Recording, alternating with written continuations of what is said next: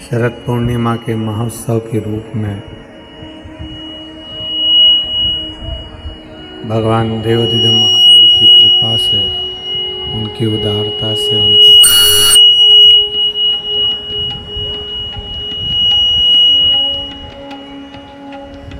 उनकी उदारता, उनकी करुणा से पावन पवित्र चंद्रेश्वर सोमनाथ शिव महापुराण की कथा श्रवण करने का सौभाग्य प्राप्त हुआ।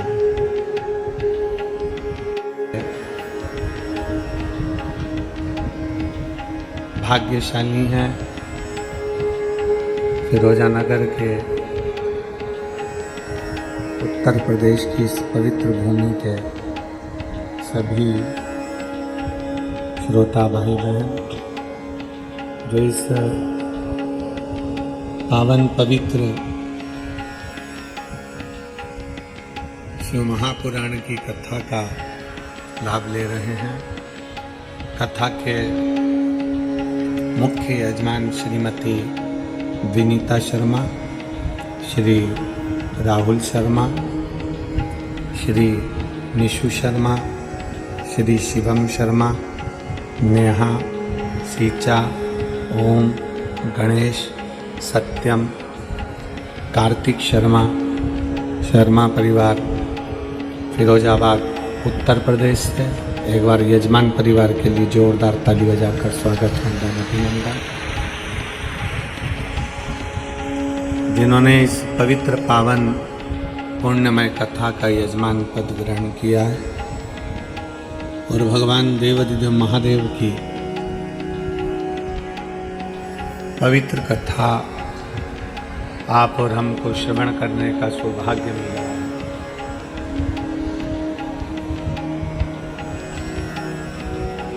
शिव तत्व 5 दिवसीय शिव महापुराण की यह पवित्र कथा फिरोजाबाद की इस पवित्र धरा पर जो चल रही है, आज उसका विराम दिवस है।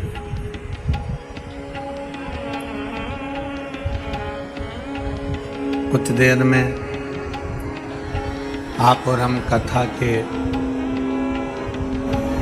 पड़ाव में आगे बढ़ते चलेंगे और विराम की ओर पहुंच जाएंगे।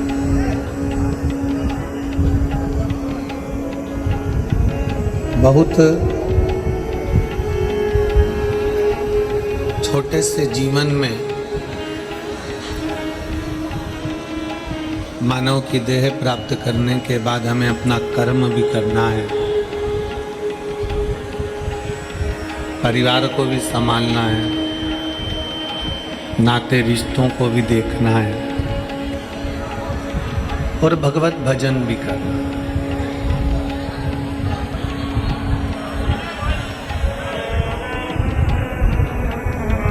सभी कार्य आप और हमको इस मानव की देह में करना ही है, क्योंकि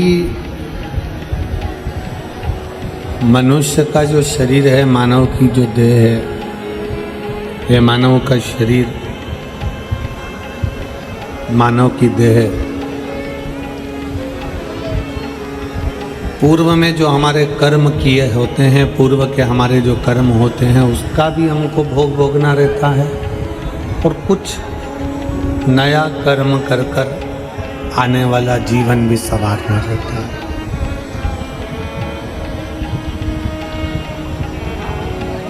इसलिए हम बार बार आप लोगों से कथा के मध्य में कहते हैं कि मत बुरे कर्म कर बंदे वरना पछताएगा, भगवान की आँखों से तू बच नहीं पाएगा, तू बच नहीं पाएगा। अरे ओ अज्ञानी मत करना दानी, अरे ओ अज्ञानी मत करना दानी। तेरे कर्म का फल भी तो ही पाएगा, जैसा किया तूने तेरे आगे आएगा।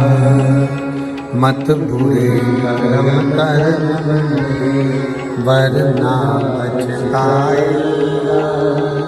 भगवान की आँखों से बच नहीं पाए, वो बच नहीं।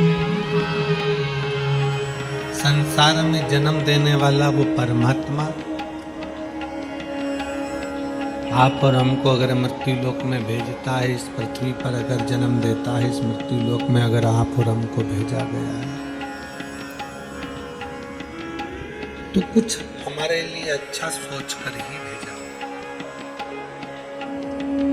कुछ हमारे लिए श्रेष्ठ सोच कर ही भेजा।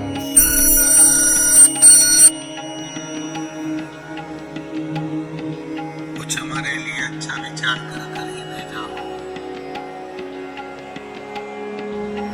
एक बगीचे में बहुत सारे फूल लगे हुए हैं। बगीचे के अंदर ढेर सारे फूल हैं, कोई सुगंधित भी है, कोई बिना सुगंध का भी है, कोई अच्छा भी है, कोई बुरा भी।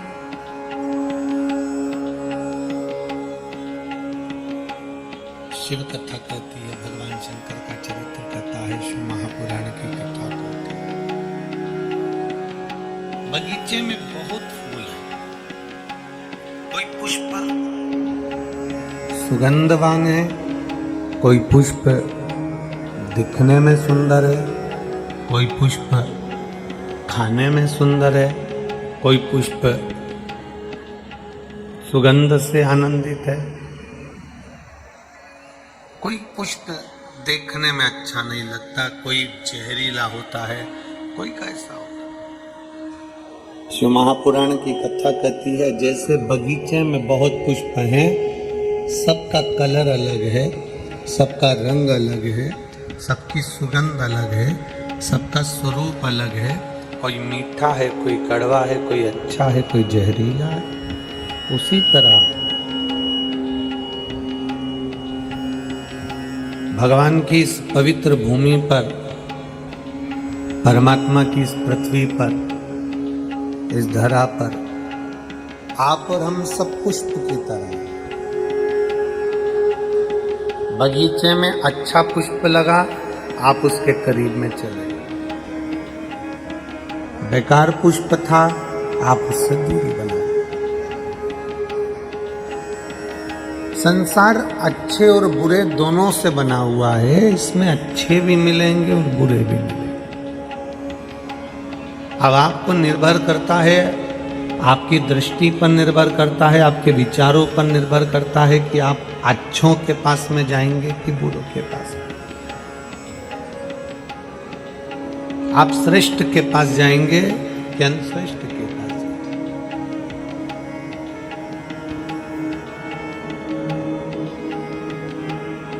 शिव महापुराण की कथा में एक बात, पार्वती जी से भगवान शंकर ने जब चंद्र को काया के रोग से मुक्त किया, शिव जी का नाम जब सोमनाथ हुआ, सोमेश्वर हुआ, तब पार्वती जी से भगवान शंकर ने कहा कि पार्वती, ये चंद्र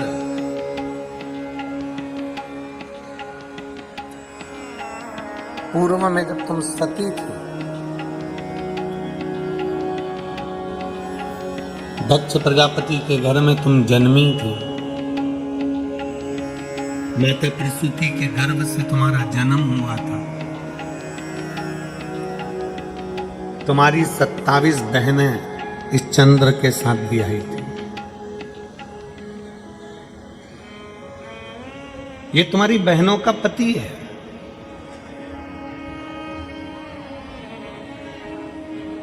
पार्वती, तुम्हारा पूर्व का जो जन्म था, जिस जन्म में तुम सती थी, दक्ष प्रजापति के घर में तुम्हारा जन्म हुआ था और तुम्हारी 27 बहनें चंद्र के साथ बिहाई थी और चंद्र एक के प्रति आसक्त रहा, रोहिणी के प्रति, बाकी के प्रति आसक्ति नहीं थी उसकी।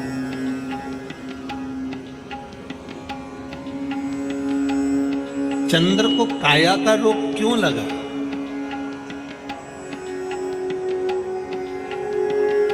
ऐसा क्या कारण चंद्र का था कि केवल अपनी एक पत्नी पर ध्यान दिया और बाकी की पत्नी को छोड़ दिया, इसलिए उसको काया का रोग लगा?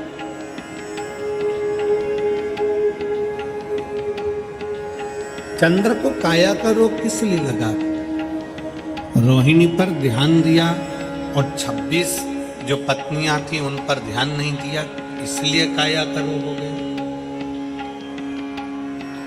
सोमनाथ जी की अगर हम कथा देखें, चंद्रेश्वर महादेव की अगर कथा देखें तो हमारे मन में आता है कि चंद्र ने अपनी एक धर्म पत्नी रोहिणी पर ध्यान दिया और 26 पर ध्यान नहीं दिया, इसलिए काया का रोग हो गया। और शिव महापुराण की कथा कहती है ये कारण नहीं था। दक्ष प्रजापति ने केवल एक छोटी सी बात के लिए अपने दामाद को श्राप नहीं दिया। कारण केवल यह नहीं है कि 26 पत्नियों पर ध्यान नहीं दिया और एक पत्नी पर ध्यान दिया इसलिए ऐसा शरीर हो गया, ऐसा रोग हो गया, ना ना।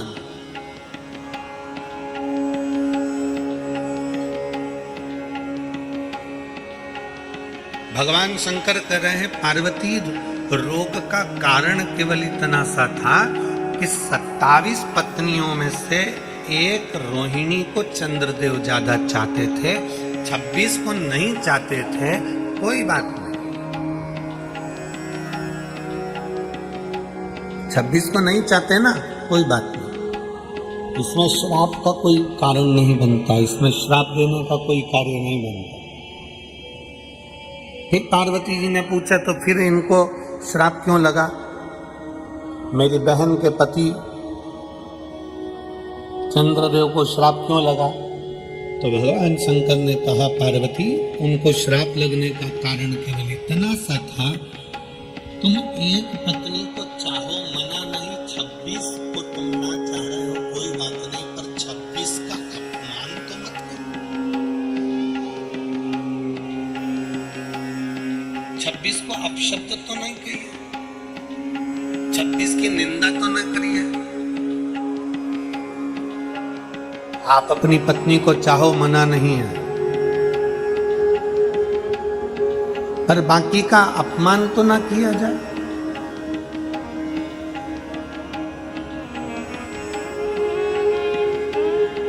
एक सास के जीवन का सबसे बड़ा लक्ष्य होता है उसकी बहू अच्छी आए, पर सास के जीवन का सबसे बड़ा लक्ष्य एक और होता है कि हमारे घर में अगर 4 बेटे हैं, 3 बेटे हैं, 2 बेटे हैं, 5 बेटे हैं और उनकी बहू आ जाए, तो ये सास का लक्ष्य होना चाहिए कि कभी भी मुख से ये ना कहे कि मेरी बड़ी बहू अच्छी है, कि छोटी अच्छी है, कि मंजली अच्छी है, कि संजली अच्छी है। अपनी दृष्टि में रखो कि कौन कैसा है, पर अपने मुख से कभी किसी एक बहू को श्रेष्ठ बताते हुए बाकी की बहुओं की बुराई जिंदगी में ना करी जाए, वो हमारे जीवन का दुख का कारण बन जाए, वो हमारे तकलीफ का कारण बन जाए। चंद्रदेव को काया का रोग क्यों हुआ? चंद्रदेव ने अपनी पत्नी रोहिणी को ज्यादा प्रेम करा इसलिए काया का रोग हुआ? नहीं नहीं नहीं, चंद्रदेव को कारण काया का रोग इसलिए हुआ क्योंकि चंद्र 26 जो पत्नियां थी, 27 में तो प्रेम था, 26 पत्नियों का अपमान कर देते थे। 4 लोग बैठे हैं, 4 लोगों में जैसी पत्नी पानी लेकर आई अपमान कर दिया, हर कुछ कह दिया, अपशब्द कह दिए, चिल्ला कर दौड़ दिए, कुछ कहने में आ गया, कुछ बोल दिए। शिव महापुराण की कथा कहती है अगर किसी ने कोई गलती करी है तो उसके कानों में जाकर कहिए कि तुमने ये गलती करी है।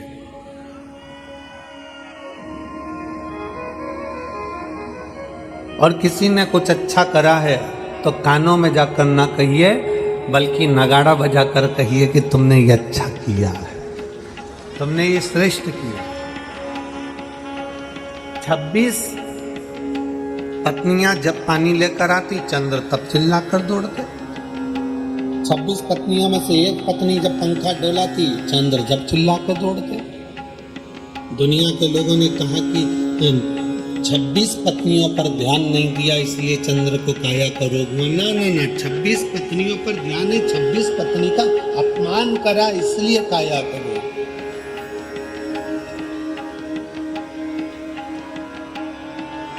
चंद्रदेव सभा में बैठकर हमेशा कहते थे, तुम मुझे जानती नहीं हो, मेरी सुंदर काया पर तो दुनिया मोहित हो जाती है, तुम मुझे देखती नहीं हो।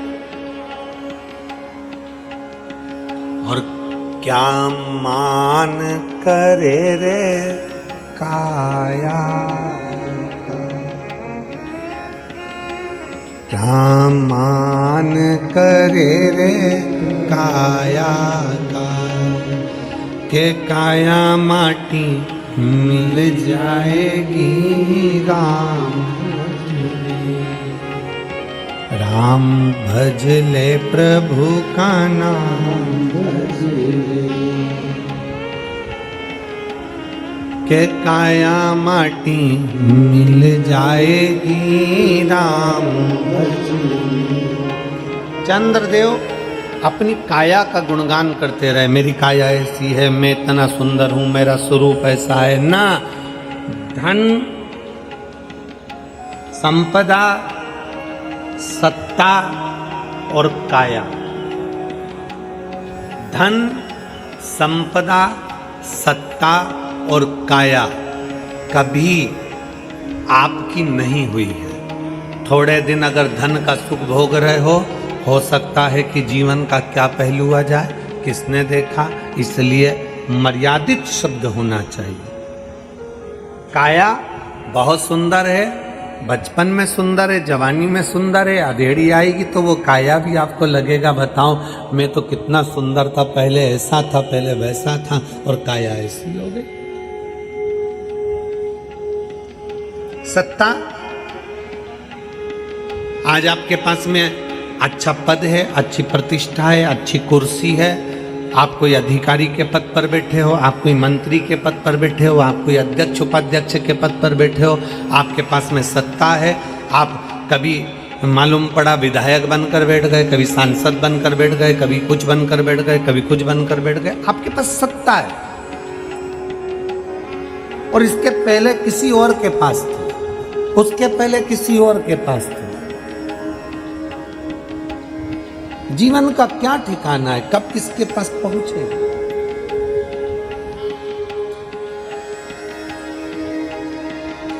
धन, वैभव, सत्ता और यौवन अर्थात अपना शरीर एक जैसा नहीं रहा।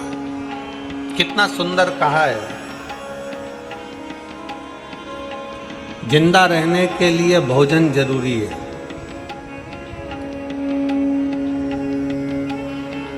जिंदा रहने के लिए जम के बोलो जरा, भोजन जरूरी है,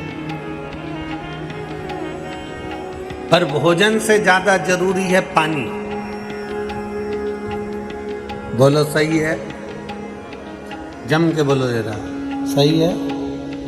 जिंदा रहने के लिए भोजन जरूरी है, पर भोजन से ज्यादा जरूरी है पानी, पर पानी से भी ज्यादा जरूरी है वायु।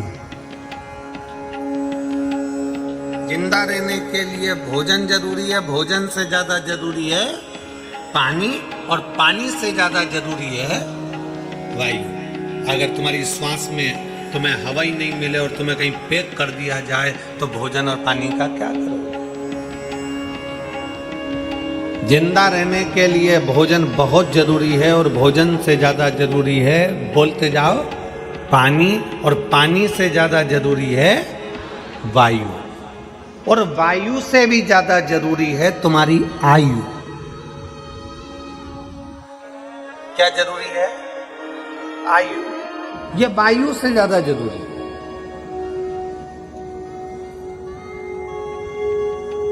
सामान 100 वर्ष का है, फल की खबर नहीं, आयु इतनी थी।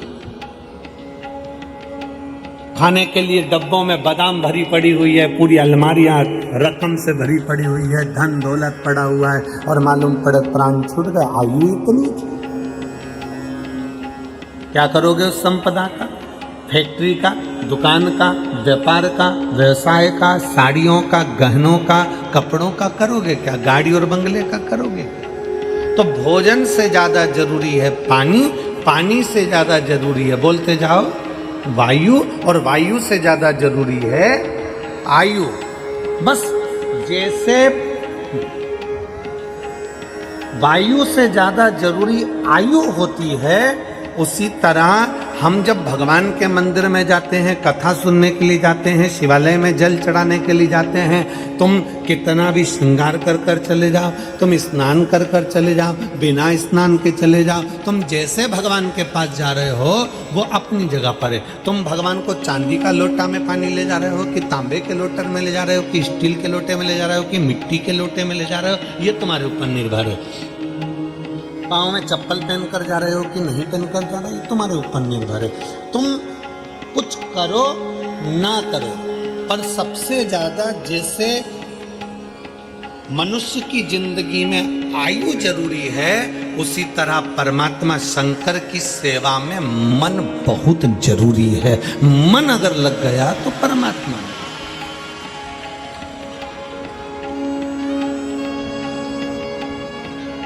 मन नहीं लगा तो परमात्मा ही नहीं। एक महिला ने एक पत्र लिखा है,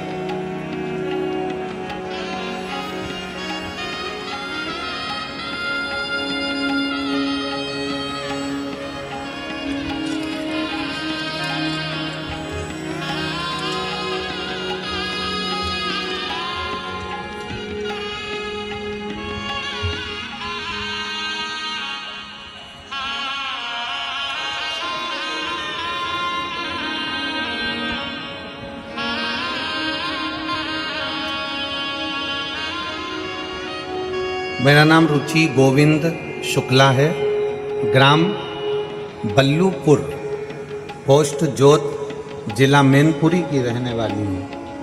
कहीं बैठी हो तो एक बेलपत्र के लिए आ सकती हैं। मेरा नाम रुचि गोविंद शुक्ला, मैं ग्राम बल्लूपुर, पोस्ट जोत, जिला मैनपुरी की रहने वाली हूँ। एक लोटे जल का मैं क्या गुणगान करूँ गुरुदेव। एक दिन मेरे पेट में दर्द हुआ, दूसरे दिन मैं मैनपुरी गई और अल्ट्रासाउंड कराया। डॉक्टर ने मुझे गांठ बता दी।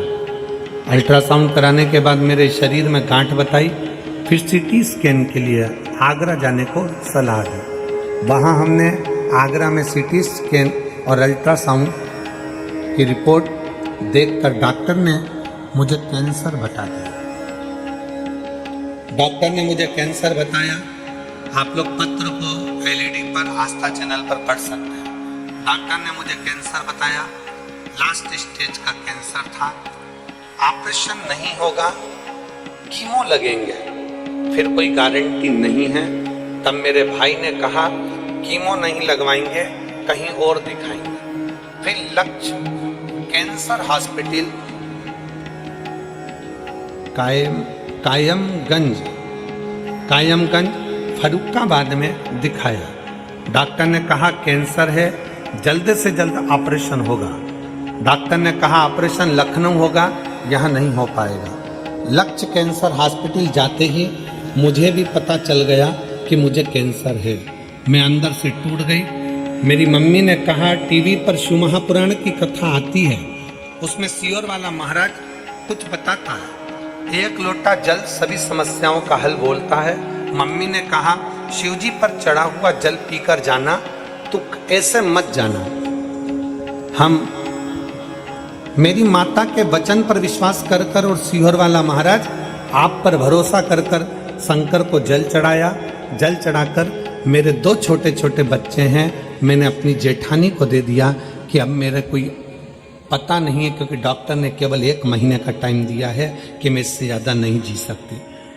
मैंने अपने बच्चे अपनी जेठानी को दे दिए।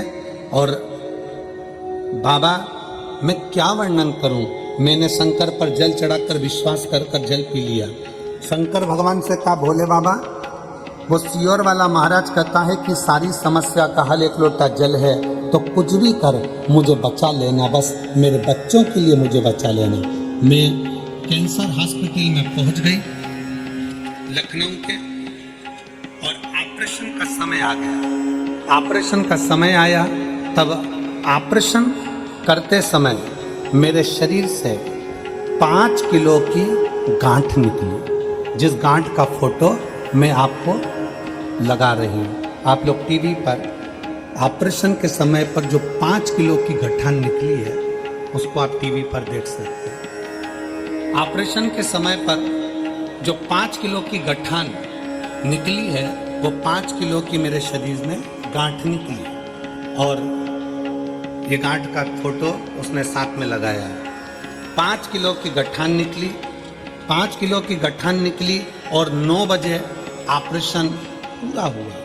5 किलो की गठान निकलने पर डॉक्टर ने कहा, ये कैंसर बहुत बड़ा है, फिर से जांच होगी। गुरुदेव, मेरी मम्मी शंकर जी के मंदिर से नहीं हिली और श्री शिवाय नमस्तुभ्यम का जाप करती रही।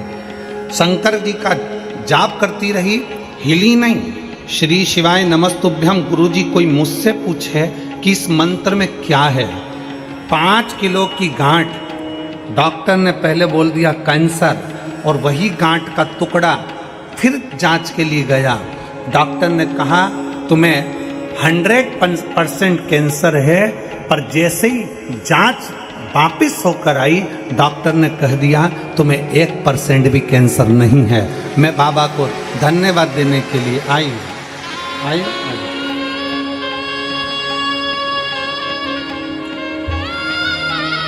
मेरा नाम रुचि गोविंद शुक्ला, मैं ग्राम बल्लपुर, पोस्ट जोत, जिला मैनपुरी की रहने वाली हूँ।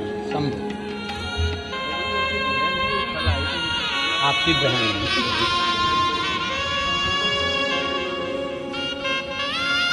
एक उनको बहन को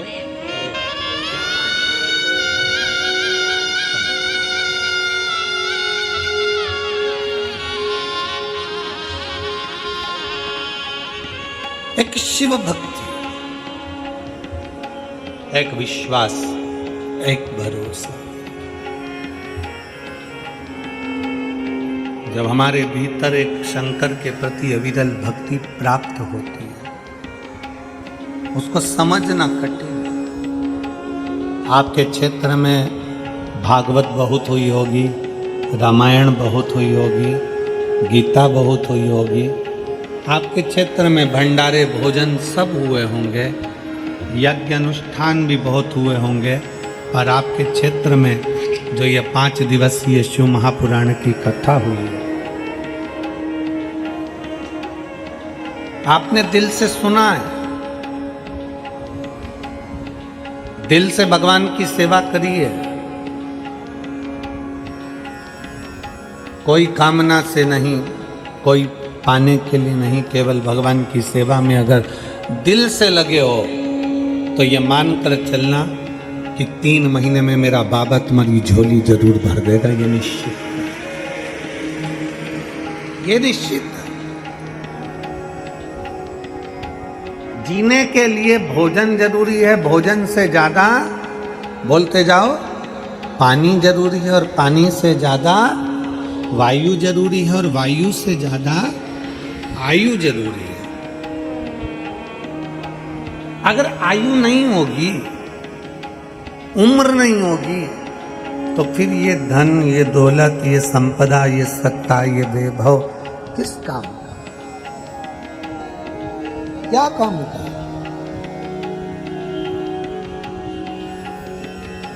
सबसे मूल है आपकी आयु। शिव महापुराण की कथा कहती है, भगवान शंकर का चरित्र कहता है कि शंकर को जल चढ़ाते समय हम जब उत्तर का मुख कर कर, जलाधारी उत्तर की होती है, तो हम इधर खड़े होकर जब शंकर को जल चढ़ाते हैं उत्तर की ओर मुख कर कर, तो हमारा देव आदित्य महादेव हमारी आयु बढ़ाता चले जाता है, हमारी आयु बढ़ाता है।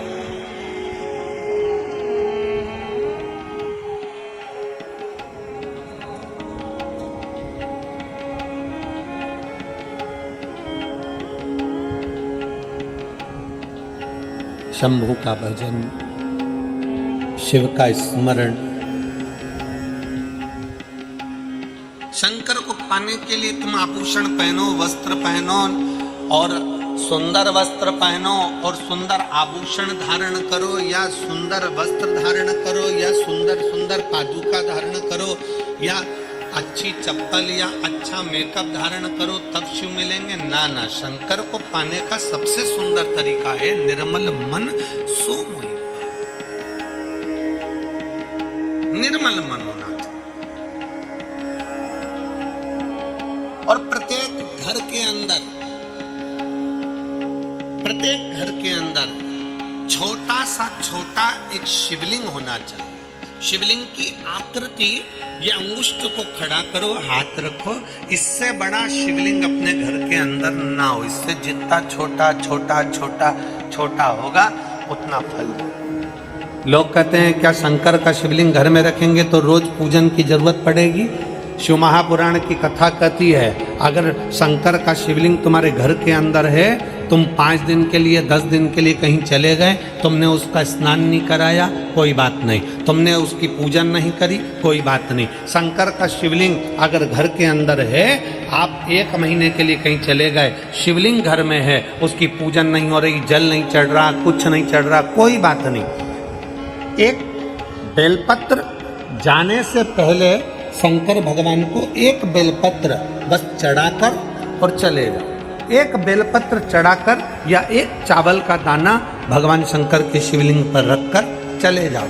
बाकी के तुम 1 महीने में आ रहे हो, 5 दिन में आ रहे हो, 10 दिन में आ रहे हो, 15 दिन में आ रहे हो, कोई दोष नहीं लगेगा। फिर आना, फिर बाबा का बेलपत्र हटाना, चावल का दाना हटाना, फिर स्नान करा देना। शंकर कभी भी, जिस घर के अंदर शंकर का शिवलिंग होता है, उस घर के अंदर भगवान देवाधिदेव महादेव अपना एक आनंद के साथ, रिद्धि सिद्धि के साथ, गणेश जी के साथ, षडानंद कार्तिकेय के साथ,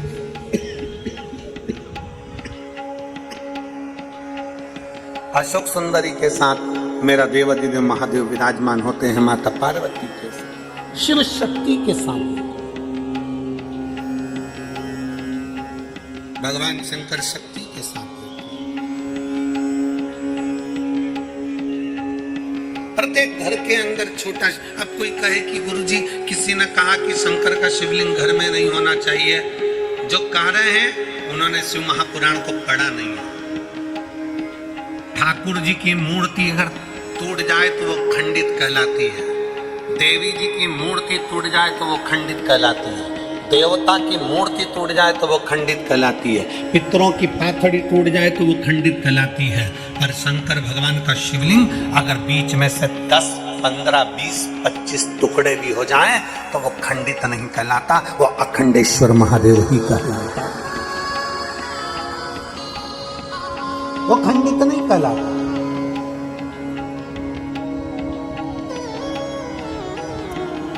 कोई कहता है हमारे घर में, हमारे मंदिर में शिवलिंग है वो टूट गया है गुरुजी, हम उसे बदल दे। काहे को बदल दे?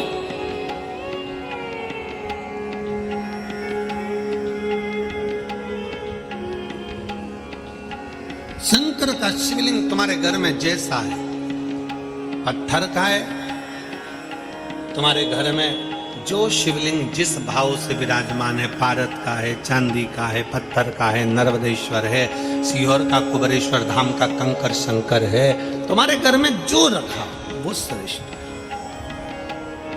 उसकी श्रेष्ठता। शंकर भगवान कह रहे हैं पार्वती से कि पार्वती, ये चंद्र, तुम पूर्व जन्म में सती थी और तुम्हारी बहन 27 बहनों का विवाह इस चंद्र के साथ हुआ था। चंद्र की 26 पत्नियों पर चंद्र का ध्यान नहीं गया, 27 पत्नी रोहिणी से उनका प्रेम रहा। पर सुनो ए पार्वती, एक बात आज हम आपको बता रहे हैं, ध्यान से सुनना पार्वती। ये चंद्र को काया का रोग अपनी 26 पत्नियों पर ध्यान नहीं दिया, उसके लिए नहीं, 26 पत्नी का अपमान करा, ये उसका फल है।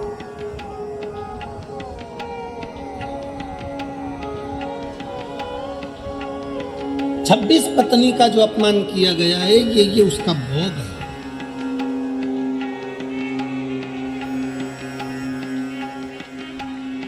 कितना सुंदर कहा एक चरित्र आता है कि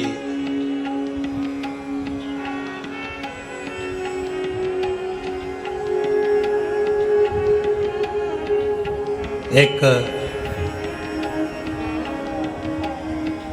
भगवान को भजने वाला एक व्यक्ति बहुत भजता था, बहुत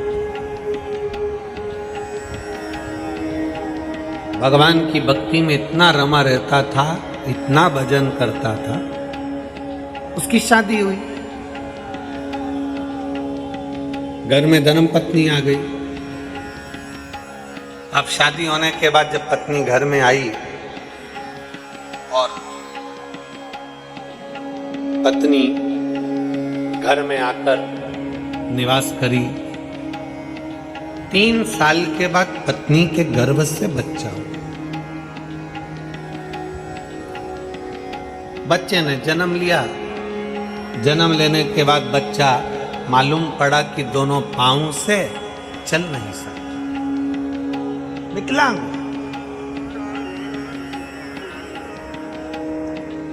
बच्चा चल नहीं पा रहा,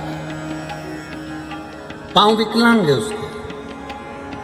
बड़ा दुखी हो गया, भगवान के पास पहुंचा, भगवान से बहुत बहुत झगड़ा किया। बाबा ये कहाँ का तरीका है? मैं तुम्हारी इतनी भक्ति करता हूँ, मैं तुम्हारा पर इतना विश्वास करता हूँ, मैं तुम्हारा इतना भजन करता हूँ, मेरा बचपन तुम्हारे भक्ति में निकला, मेरी जवानी तुम्हारी भक्ति में निकली, मेरी शादी हो गई, पत्नी अच्छी मिल गई, परिवार अच्छा मिल गया, सब अच्छा मिल गया और बच्चा हुआ तो ऐसा हुआ। एलईडी चालू करिए, एलईडी यहाँ चालू करवाइए उधर साइड की।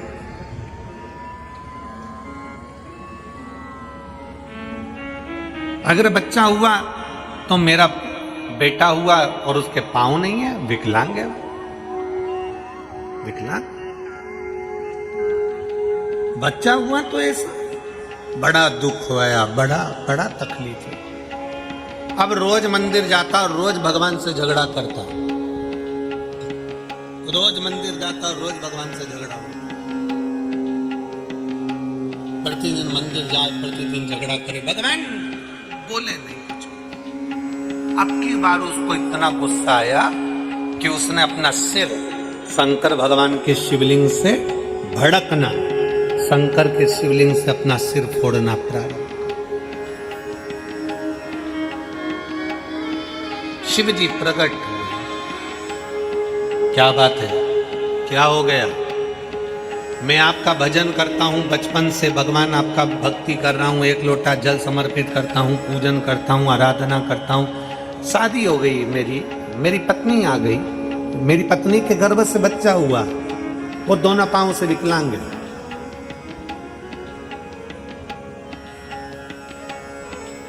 मैं इतना भजन करने वाला और मेरा बच्चा ऐसा हो गया, मैंने कौन सी गलती करी? शंकर भगवान कहते हैं ये गलती तेरी आज की नहीं है, पूर्व जन्म में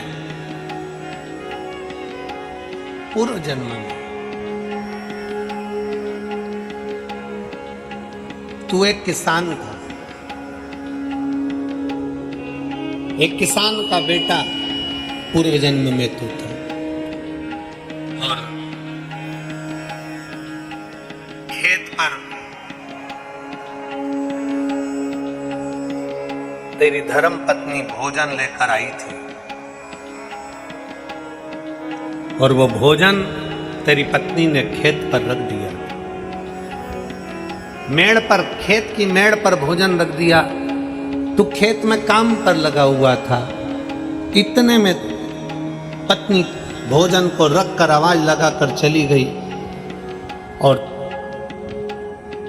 तूने दूर से देखा कि कोई कुत्ता तेरे भोजन को खा रहा है। तो गुस्से में लाल होकर कि एक तो दिन भर थक गया और ऊपर से भोजन भी कुत्ता खा गया, डंडा लेकर भागा और उस कुत्ते के दोनों पांव तूने तोड़ दिए, दोनों। कुत्ता विकलांग।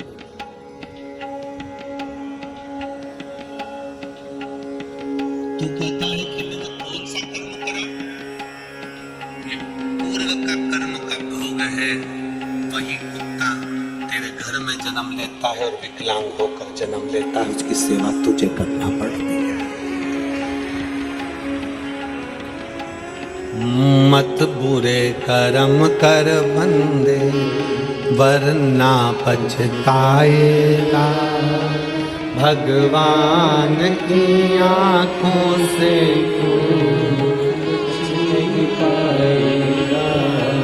तू बच नहीं पाएगा।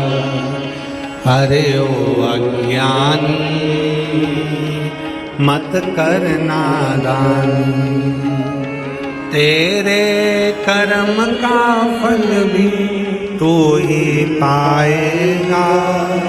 जैसा किया तूने तेरे आगे आएगा। मत बुरे कर्म कर बंदे, वरना पछताएगा। भगवान की आंखों से तू बच नहीं पाएगा, तू बच नहीं पाएगा। हमारे कर्म कैसे हैं ये हमको नहीं मालूम। हमने पूर्व में क्या करा ये हमको ज्ञात नहीं है। हमने पहले जन्म में क्या करा ये हमको मालूम नहीं है। बस हमें लगता है कि हम आज, इसलिए आपको कहते हैं किसी के चक्कर में मत पड़ो। शंकर जी के दरवाजे पर जाकर शंकर के शिवलिंग पर एक लोटा जल चढ़ाओ। क्यों? विधाता का काम है भाग्य लिखना, शंकर जी का काम है भाग्य को पलट देना। विधाता का काम है भाग्य लिखना, पर महादेव का काम है भाग्य को, विधाता के लेख को पलटना।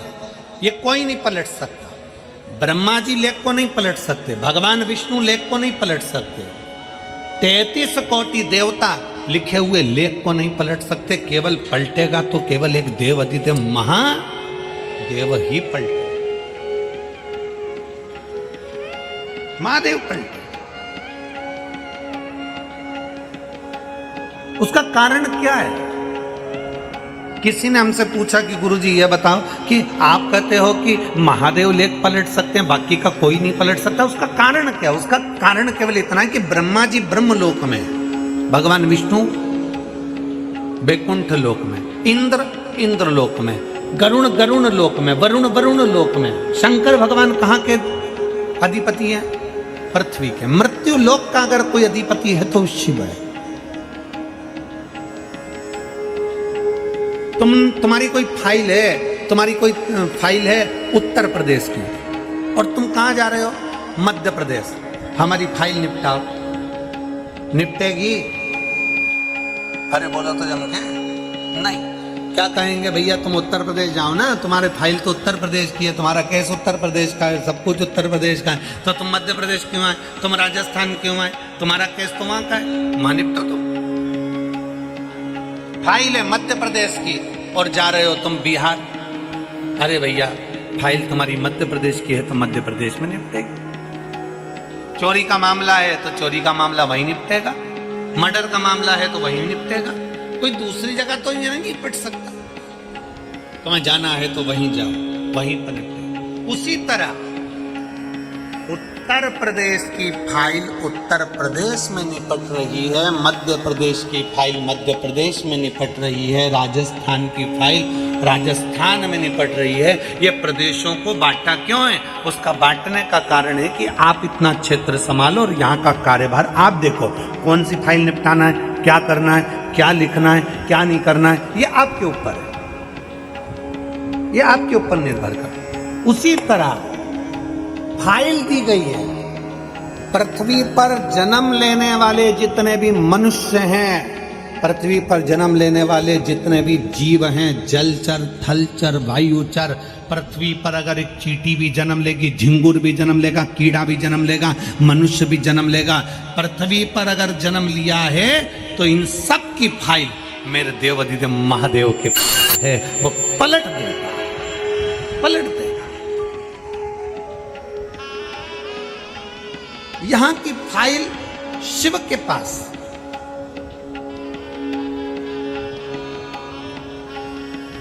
यहां से सील ठप्पा लग कर जाएगा कि इसको बैकुंठ भेजना है कि नरक भेजना है। और तुम जितने बैठे हो एक भी वैकुंठ नहीं जाएगा। ना ये सीहोर वाला महाराज जाएगा, ना तुम जितने कथा सुन रहे कोई वैकुंठ नहीं जाएगा। क्यों? क्योंकि वैकुंठ में, होटल में उतने दिन ही रखा जाता है जितने दिन माल लुटाते जाओ। वैकुंठ में उतने दिन ही रहने को मिलता है जितने दिन तुमने अच्छा कार्य किया है, उतने दिन तुम्हें वैकुंठ में रहने को मिलेगा। तुम्हारी पॉकेट में पैसा है तो खूब लुटाओ, उतने दिन तुम्हें होटल में रहने देगा। पॉकेट में पैसा खत्म, होटल से निकाल देंगे। तुम्हारे पुण्य खत्म, वैकुंठ से धक्का मार देंगे। केवल एक धाम है, शंकर का धाम, जहां पॉकेट का माल नहीं देखा जाता, जहां एक लोटा जल देखा जाता।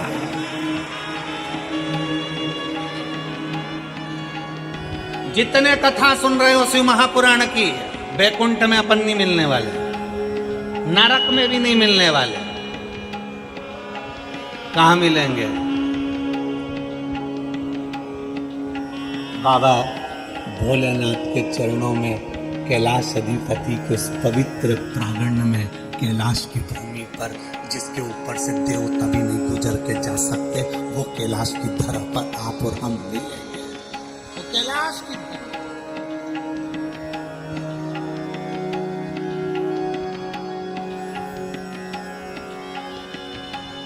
जिसपे से कोई उलान कर भी नहीं जा सकता।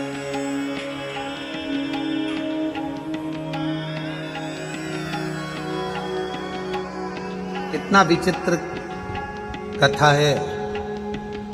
लंका का राजा रावण कैलाश पर पहली बार गया और बीच में नंदी बैठा मिल गया, तो नंदी को बैठा हुआ जानकर रावण ने अपना स्वरूप बढ़ाया और नंदी को उलांगने लगा। तो नंदी ने पांव ऐसा पकड़ा कि लंका का राजा रावण उलांग भी नहीं पाया, 10 मुंडियां हिलने लगी।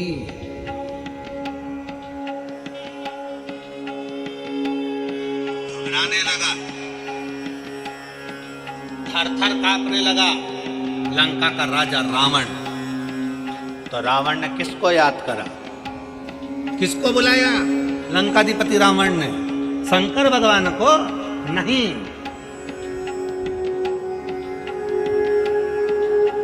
जब रावण का पांव नंदी ने जकड़ दिया, पांव हिल नहीं पाया, लांग कर जा रहा था। यहां तो सीधी सीधी बात है, शंकर जी के जलाधारी में से जो जल निकलता उसको नहीं लांगते।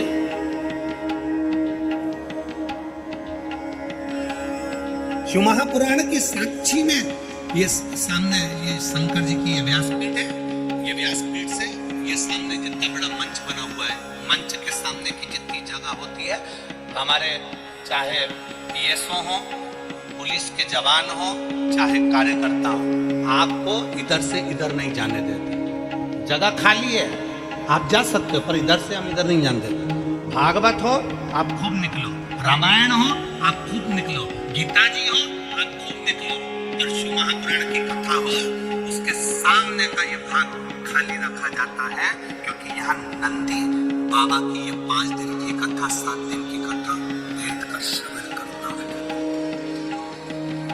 हम जाने नहीं देते, उलांगने नहीं देते, क्योंकि हमारा कुछ नहीं बिगड़ना। बिगड़ना उस व्यक्ति का जो लांग कर जा रहा है तेज।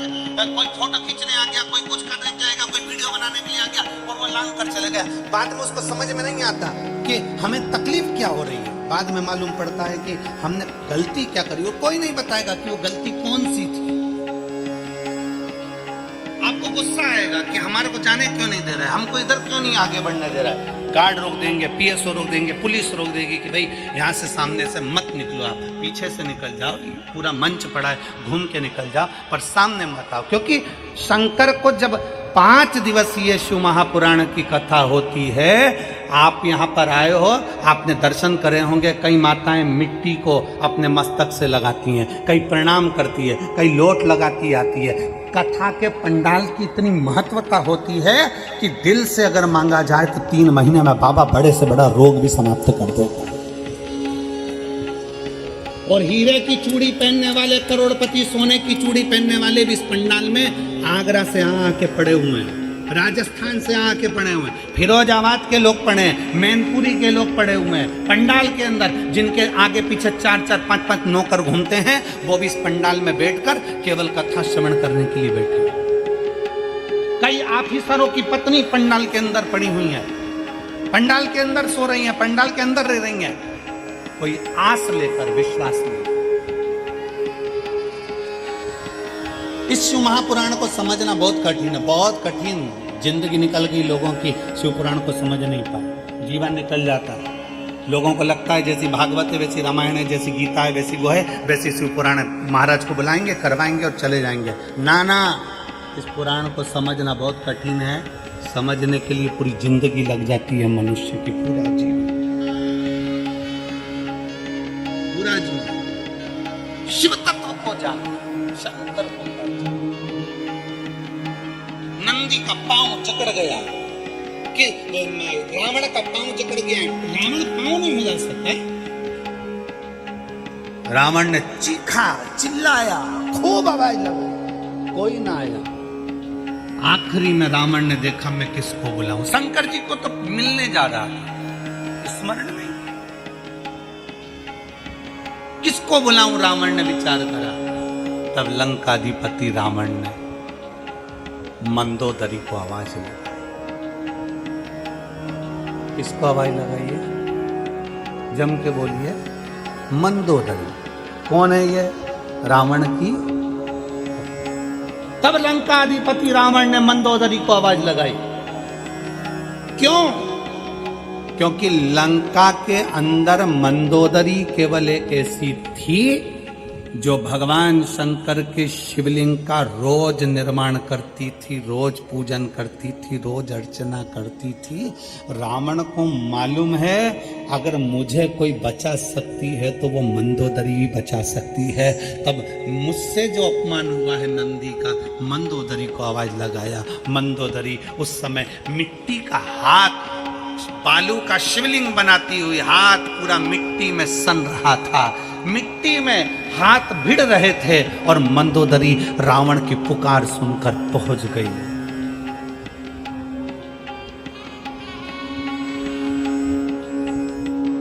मंदोदरी ने जो देखा, स्वामी क्या हुआ? रावण कहते मेरा पांव, मैंने सोचा ये बैल बीच में है तो इसको लांग कर चले जाऊं, इसने मुझे रोकना चाहा परंतु मैं लांग कर जा रहा था, इसने मुझे पकड़ लिया, छोड़ नहीं रहा, पांव जकड़ लिया। मंदोदरी मुस्कुराकर नंदीश्वर की ओर देखकर हाथ जोड़कर प्रणाम करती। केवल हाथ जोड़े थे मंदोदरी ने, और नंदी ने मंदोदरी के हाथ पर बालू रेत मिट्टी लगी हुई देखी कि ये वो बालू रेत है, ये वो मिट्टी है जिससे मंदोदरी रोज पार्थिव शिवलिंग का निर्माण कर कर, पूजन कर कर विसर्जन करती है।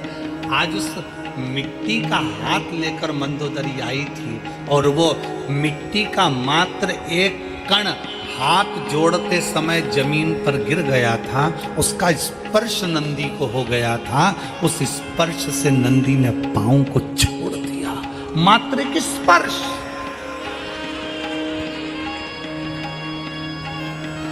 क्या है पंडाल की मिट्टी, क्या है कथा श्रवण करने की भक्ति, क्या भगवान का भजन, क्या स्मरण, क्या पूजन। क्यों रात रात लोग सोते हैं? क्यों कथा का चौथा दिन शिवरात्रि होता है, 7वें दिन की कथा में छठा दिन शिवरात्रि होता है? क्यों, किस लिए? रात रात भर लोग रात भर सफर करते हैं और रात भर सफर कर कर आखिरी के दिन की कथा सुनने के लिए पंडाल के सामने पहुंच जाते हैं, क्योंकि उनको मालूम है जैसे घर के मेहमान जाते हैं तो घर के बच्चों को कुछ देकर जाते हैं, उसी तरह आखिरी दिन मेरा बाबा जाता है तो कुछ ना कुछ देकर जाता है। समझने वाला समझ गया, जो ना समझा वो है, उसको पहचानना कठिन है। एक पत्र है,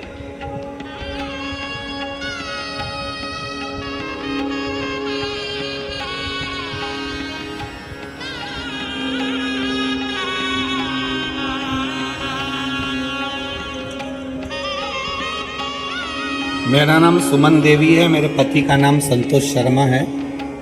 मैं मुकाम संतोष नगर फिरोजाबाद की रहने वाली हूँ। संतोष नगर फिरोजाबाद की।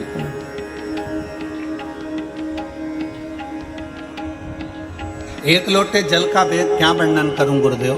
मेरे कहीं बैठी हो तो एक बेलपत्र लेने आ सकती हूँ। मेरे छोटे बेटे का जॉब नहीं था, सारी पढ़ाई करने के बाद भी उसकी नौकरी नहीं लग रही थी, हार गया। आखिरी में उसने विचार कर लिया कि अब मैं एग्जाम नहीं दूंगा।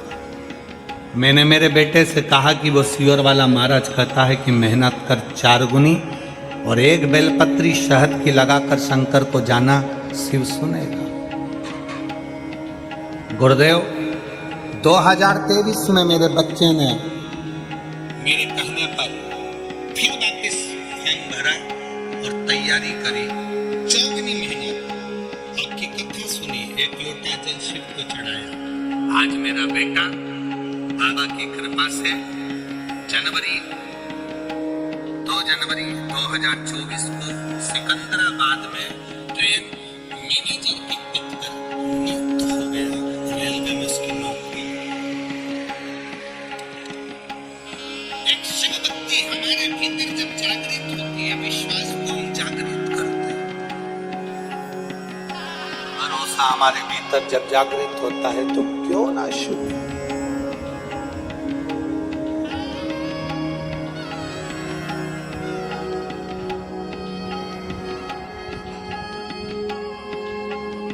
शिव भक्ति का बल जिस दिन आपके सामने होता है, आप पहचान नहीं पाए। घर में छोटा सा शिवलिंग है, कोई कहता है कि मत रखो, कोई कहे ये मत रखो, कोई कहे वो मत रखो। दरवाजे पर लिखा श्री शिवाय नमस्तुभ्यम, घर में रखे शिवलिंग।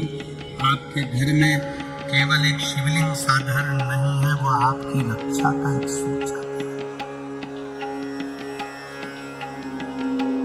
रक्षा का एक सूचक।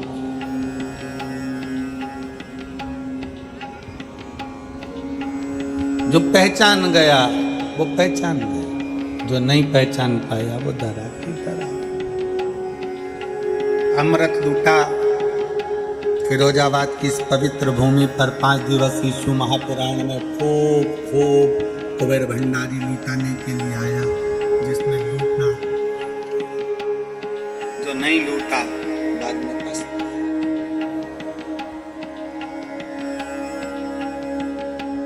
जो समझ गया कि शिव तत्व क्या है, जो जान गया शंकर की अविरल भक्ति क्या है, वो जान। पार्वती अपमान के सूचक में ये चंद्रदेव को काया का रोग हुआ है। काया रोग होने का कारण कोई दूसरा नहीं, काया रोग होने का कारण है किसी का अपमान।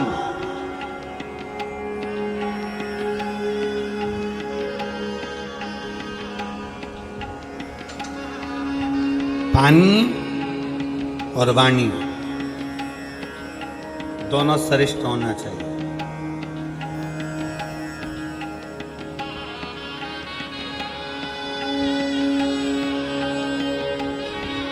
तुम्हारे घर में आरओ लगा है क्या? जम के बोलो जरा। अच्छा,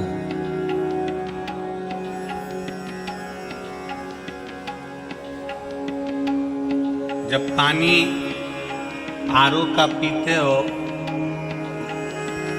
पानी छान कर पीते हो, पानी क्लीन कर कर पीते हो,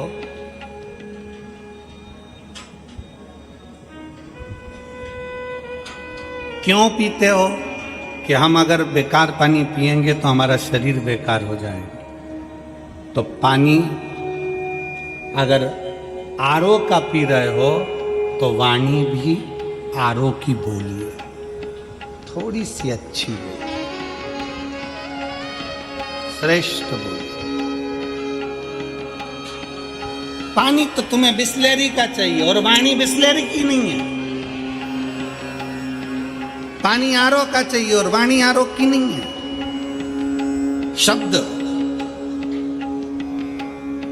पानी पियो छान, गुरु करो जान।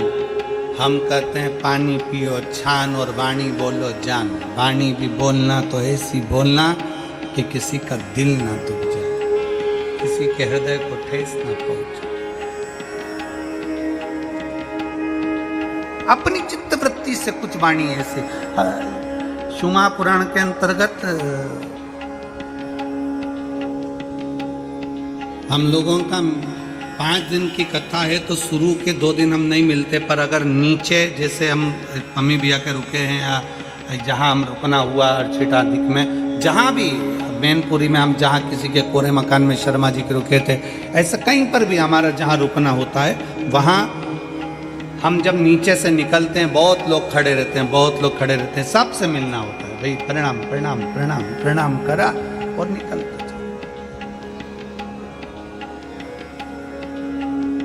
ज्यादा मिलना नहीं होता। कारण क्या होता है कि क्या बोले, जो कुछ बोलना है शिवपुराण बोलती है।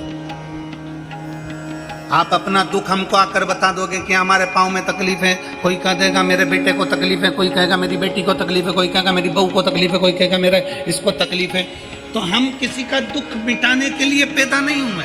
हमारा दुख तो खुद महादेव मिटाते हैं, तो आपका दुख भी वो महादेव ही मिटा सकते हैं।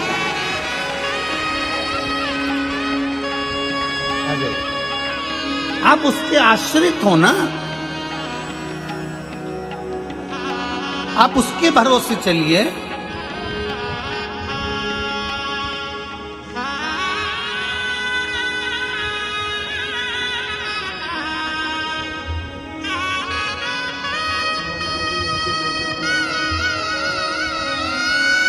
बधाई हो आपको।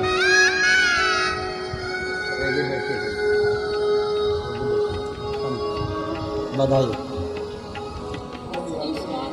सभी सुना।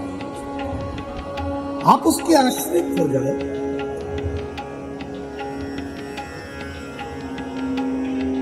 ना मिलने का एक कारण और है, हम आप लोगों से ज्यादा इसलिए नहीं मिलते क्योंकि कहीं आप लोगों के मन में, आज की दुनिया बड़ी विचित्र है, बहुत विचित्र दुनिया है। आज के जमाने में लोग कथाकार हो या कोई संत हो या कोई महात्मा हो, कोई बाबा जोगी हो, उसको लोग जल्दी से भगवान बना देते हैं। हमारा एक निवेदन इस व्यासपीठ से, भगवान को भगवान रहने दो और इंसान को इंसान रहने दो।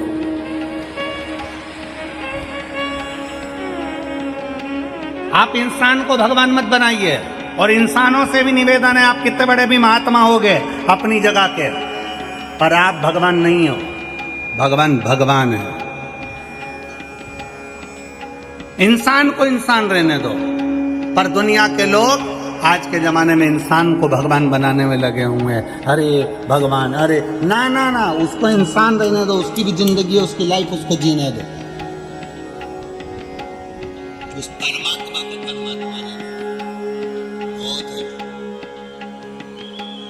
बहुत उसकी अविरल भक्ति आप धारण करो। अपने भीतर आडंबर से दूर होने का प्रयास करिए। शिव तत्व कहता है, भगवान शंकर की कथा कहती है कि शिव जी पार्वती से कहते हैं, पार्वती तुम्हारे बहन के पति चंद्रदेव नहीं सम्मान नहीं देने का कोई क्रम अपमान नहीं है। ये अपमान के जो शब्द बोले गए उससे ये कहा अपमान।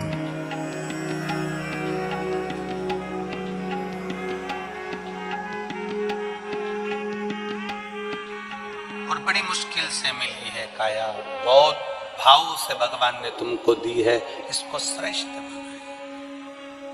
क्या मान करे रे काया,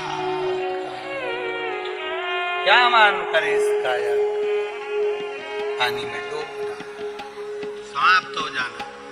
काजू खाओगे, बादाम खाओगे, गुलाब जामुन खाओगे, इमरती खाओगे, भजिया खाओगे, पकौड़ा खाओगे, चाहे कुछ भी खाओ, तुम्हारी मर्जी है, पर आखिरी में तो रात का ढेर होना।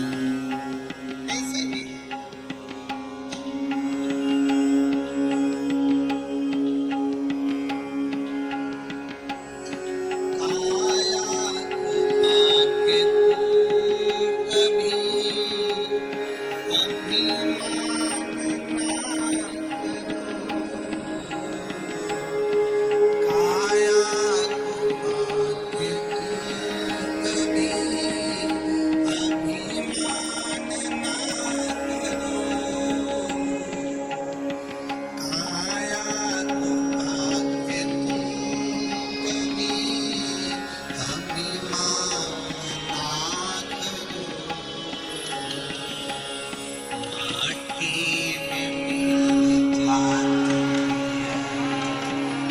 काया कभी कभी माटी में मिल जाती, काया कभी कभी होती है फिरोजाबाद में शिव पुराण कभी कभी होती है फिरोजाबाद में शिव पुराण कभी कभी।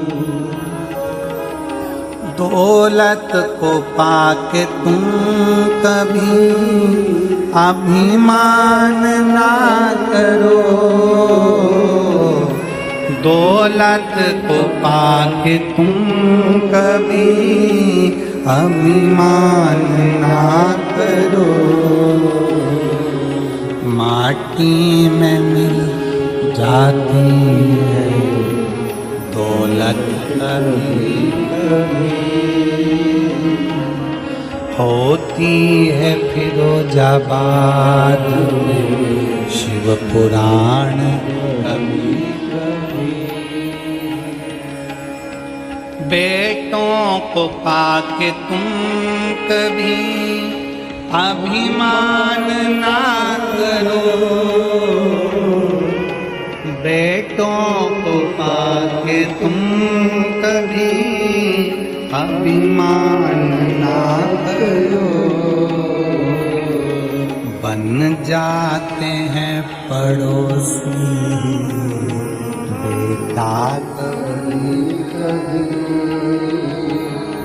होती है फिरोजाबाद शिव पुराण। और बेटी को पाके तुम कभी अभिमान ना करो, बेटी को पाके तुम कभी अभिमान ना करो, ले जाते हैं जमाई भी बेटी कभी कभी होती है फिरोजाबाद शिव पुराण कभी कभी। कई किस्मत कई भाग्य फिरोजाबाद वालों के चमके, कई किस्मत चमकी फिरोजाबाद की, और ये शिव महापुराण की कथा 5 दिवसीय हो गई। ये शंकर की उदारता से हो गई, शिव की कृपा से। पहचान लो उसको।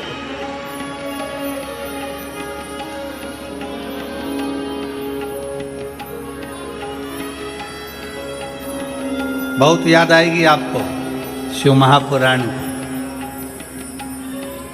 बहुत।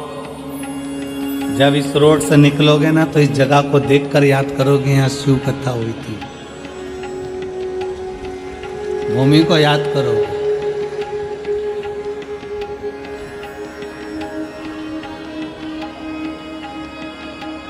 केवल आपको ही नहीं, प्रशासन को भी बहुत याद आएगी, बहुत। कहाँ से इतने सारे आते हैं और कहाँ चले जाते हैं। 11 बजे समापन कथा का विराम हो जाएगा, 2 बजे यहाँ एक परिंदा नहीं मिलेगा।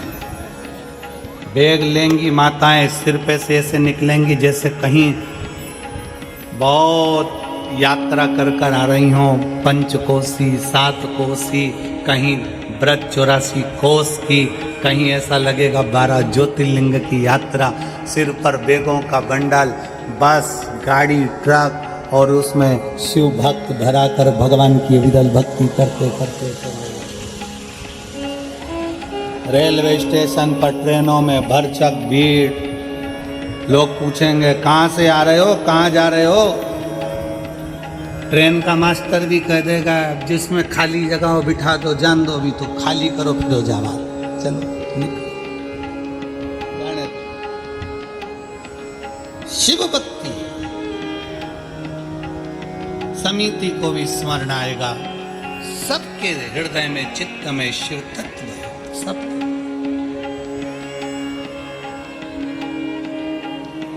और बाबा को याद करते रहो, शंकर को याद करते रहो, शिव को याद करते रहो। शिव कथा कह रही है, भगवान शंकर का चरित्र कह रहा है, शिव महापुराण का चरित्र कह रहा है। अपमानजनक शब्द व्यक्ति की काया को समाप्त कर देते, काया। भगवान से एक निवेदन हमेशा करते रहो, शंकर जी के मंदिर में जाना, शिव जी से कहना, बाबा तूने इतना वैभव दिया है ना, इतनी जायदाद दी है ना, इतना धन दिया है ना, इतनी संपदा दी है ना, तूने दुकान दी, परिवार दिया, घर दिया, बच्चे दिए, सब कुछ दिया, अब आयु दे, थोड़ी उम्र बढ़ा दे, जिसका भोग में भोग सकूं। और उस उम्र में एक चीज और लिख देना कि कहीं तेरी अगर शिव पुराण की कथा हो तो उस पंडाल में बैठकर सुन सकते, ऐसी उम्र हो।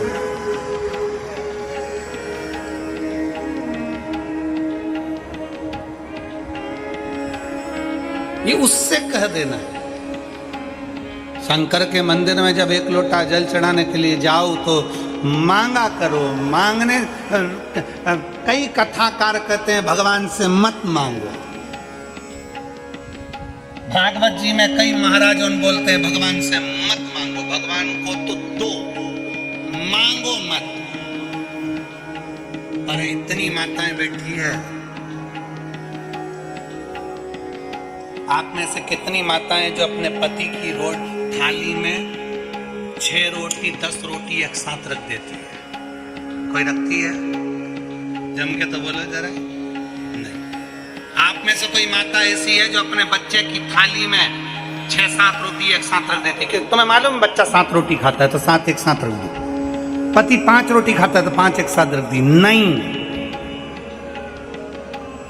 पत्नी अपने पति की थाली में पूरी रोटी नहीं रखती, माँ अपने बेटे की थाली में पूरी रोटी नहीं रखती। उसका कारण केवल इतना है कि पति आवाज लगा कर कहे आज दाल अच्छी बनी है, ला एक रोटी और लेकर आ, तो पत्नी खुश होती है। बेटा भोजन करने बैठे और आवाज लगा कर कहे मम्मी, माँ, मम्मी, माँ, माँ अंदर से पूछे बोल क्या हो गया? आज गोभी की सब्जी अच्छी बनी है, एक रोटी और ला दे। माँ खुश हो जाती है कि मेरे बच्चे को आज सब्जी अच्छी लगी। उसी तरह दूसरे कथाकार कहते हैं भगवान से मत मांगो, पर शिव महापुराण की कथा कहती है शंकर हमारा बाप है और शक्ति हमारी माँ है, 50 बार मांगो। शिव हमारा बाप है, शंकर हमारा पिता है, और माँ दुर्गा भवानी अष्टभुजा धात्री, माँ चामुंडा, माँ जगत धात्री, माँ दुर्गा हमारी माँ है। और बाप और माँ से मांगने में पीछे नहीं हटना चाहिए। क्यों हटे? हम किसी दूसरे से थोड़ी ना मांग रहे, हम दूसरे से नहीं मांग रहे। मायके का मतलब क्या होता है मालूम है तुम लोगों को? अरे बोलो तो जम के बोलो जरा। मायका मतलब जो भी कुछ है मेरी माँ का, मैं जाऊंगी और मेरा मन पड़ेगा तो मैं ये भी लाऊंगी, वो भी लाऊंगी, और घर के लोगों से कह के मेरे को ये ला के दे दो, मुझे ये ला के दे दो, मुझे ये कांच का गिलास दे दो, मुझे ये मूर्ति दे दो, मुझे कटोरा दे दो, मुझे सामान दे दो। मायका अपने माँ के दरवाजे पर जा रहे हैं, अपने पिता के दरवाजे पर। बेटियों का हक होता है जाकर मांगना, बोलना। कोई कहे तुमसे कि भगवान से नहीं मांगना चाहिए, कौन ने कह दिया तुमको? कई लोग तुमसे कहेंगे, कथा वाचने वाले भी आकर कहेंगे भगवान से नहीं मांगना चाहिए। भगवान से क्यों मांगो? भगवान को तो दो। पर शिव महापुराण की कथा कहती है शंकर को तो तुमसे कुछ भी नहीं चाहिए, और उसको जो प्रिय है वो तुम दे नहीं सकते। एक आध बार शंकर जी ने कह दिया पकड़ना, प्रिय जा पकड़ के लेके आ, जा चले जा पकड़ ला। शंकर को तो प्रिय है, एक आध बार कह दिया, जब पकड़ ला सांप को मेरे गले में डालना है, शंकर जी के पास में जाकर तुम तुरंत कह दोगी बाबा रेन दे, तू तो मैं नहीं जाऊं पकड़ने, तू पकड़। शंकर की प्रियता, शंकर जी कहते हैं मुझे प्रिय जा शमशान की भस्म लेके, मुर्दा जले और छान कर राख लिया। ओ बाप मैं तो ना जाऊं, मैं ना, तेरे हाथ जोड़ो ना जाऊं। शंकर, शिव को तुमसे कुछ नहीं चाहिए, एक लोटा जल चढ़ाया मन तुम्हारा, चावल चढ़ाया मन तुम्हारा, भस्म चढ़ाई मन तुम्हारा, और कुछ नहीं चढ़ा सको तो 3 बार ताली बजाई मन तुम्हारा, और ये भी ना कर सको तो शिखर दर्शनम सर्व पाप नाशनम, ये मन तुम्हारा।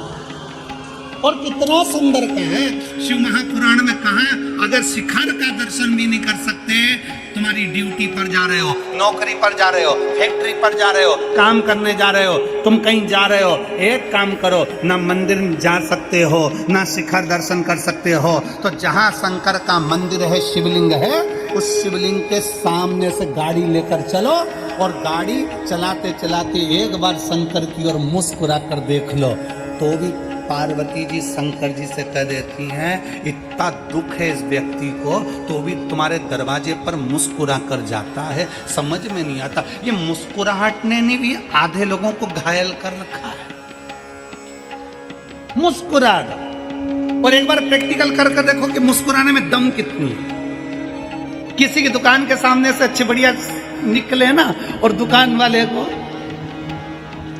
इतनी देर में तो दुकान वाला पहले टेंशन में आ जाएगा, थी कौन, कहां से आई थी, कौन थी। नौकर पूछेगा सेठ जी से, सेठ जी, सेठ जी बोले मुस्कुराइए। नौकर भी डिप्रेशन में, सेठ भी डिप्रेशन, रात को नींद नहीं आ रही, ठीक था कौन, इतना मुस्कुरा कर गए, फिर दूसरे दिन मुस्कुरा कर चले गए। कितना भी दुख हो, कर्जे में लदालूम हो गए, मरने की प्लानिंग नहीं करना, दुख आ गया मरने की प्लानिंग नहीं करना, तकलीफ आ गई मरने की प्लानिंग नहीं करना, बहुत बड़ा दुख आ गया कोई बात नहीं, शंकर के मंदिर के बाहर से निकलो तो मुस्कुरा कर निकलो, तो शंकर को भी लगे कि इतना दुख होने पर मुस्कुरा रहा है, जा मैं तुझे वर देता हूं कि तू मुस्कुराता रहे, तेरे चेहरे की स्माइल खत्म ना हो, तेरे चेहरे पर स्माइल बनी रहे। और अगर हम रो के मंदिर जाएंगे, जिंदगी भर रोते रोते मंदिर जाए, तो भगवान भी के रोतली बाई आ गई, अभी रोएगी पूरा, कहा रोना, प्रसन्न।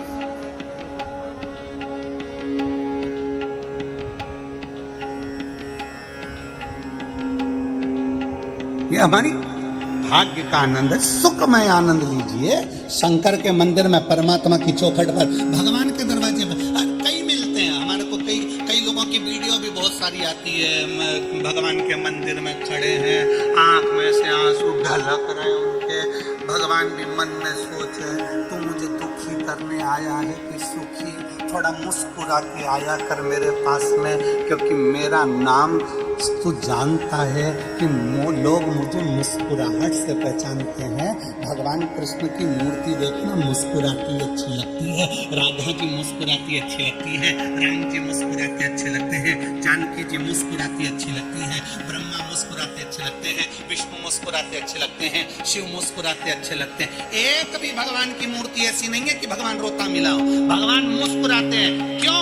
क्योंकि जिंदगी के पड़ाव में राम जी कहते मैं पृथ्वी पर आया था, रोने का मौका मिला था, पर मैं मुस्कुरा कर आगे बढ़ता चले गया। कृष्ण अवतार में आया, खूब रुलाया, पर मैं मुस्कुरा कर आगे बढ़ गया। जिंदगी में पड़ाव में हर पल दुख आएगा, पर याद रखना, मेरा फोटो देखना। राम जी कहते मेरा फोटो देखो, कृष्ण कहते मेरा फोटो देखो, शिव कहते मेरा फोटो देखो, कि मैं मुस्कुराता रहता हूँ। कितना भी दुख हो जिंदगी में, मुस्कुरा कर आगे बढ़ना, तेरा हाथ पकड़ कर खींच कर मैं ले जाऊं। तुम रो रहे हो, और रोते रोते तो जिंदगी हो गई। पहले परिवार के लिए रोए, पत्नी, बच्चे, नाते, रिश्ते रोते रोते रोते रोते आखिरी का पड़ावा गया और जिंदगी समाप्त हो गई। वेंटिलेटर पे पड़ गए। घर के लोगों ने जाकर कहा, देखो तो माँ, वो काकी है, मौसी, देखो तो कौन आया तुमसे मिलने। वो पलंग पे पड़ी की पड़ी और उसको दिखा रहे, देखो तो कौन आया। और ये छाती पे खड़े, उसकी आंख में से आंसू बह रहा। पहचान गई कौन हो? इतने में बहू ने कहा, देखो मम्मी पहचान रही है तुमको, काका जी तुमको मम्मी पहचान रही है। मम्मी से पूछो काका जी को देख रही, मम्मी को पूछो मामा जी को देख रही, मम्मी को पूछो मौसा जी को देख रही। और देख के मन में सोच रही, इन्हीं के चक्कर में तो मर रही। और मरते मरते भी छाती पे खड़े हो गए। इतने में मम्मी ने आंख बंद कर ली तो बहू बोली, काका जी तुमको पहचान गई। मम्मी ने आंखें बंद कर ली, आंख में से आंसू निकल रहे। अंदर से मम्मी से तो पूछो कि मेरी पूरी जिंदगी बर्बाद कर दी तुम लोगों ने, राम का नाम नहीं लेने दिया, शिव पुराण सुनने नहीं निकालती फिरोजाबाद में। और कह रहे कि मम्मी खड़ी, पापा खड़े, काका खड़े, देखा ही ना ले कौन खड़ा।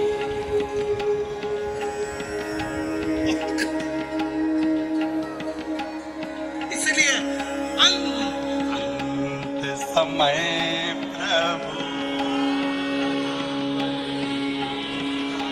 वचन दिया,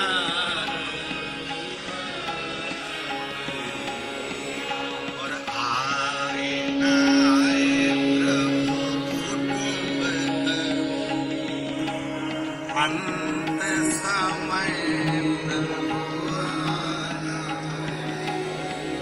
वचन दिया तो निभाना पड़े, और अंत समय प्रभु आना पड़े। कितना कितना भगवान की भक्ति का एक सुख है। क्या चाहिए शिव पुराण सुनने वालों को? कुछ नहीं। जहां जगह मिल गई वहां बैठ गए, अपना छाता लगाया, पानी की बोतल रखी, आसन बिछाया, बैठ गए, सोए, खाया पिया, आनंद करो, चले बाबा के नाम।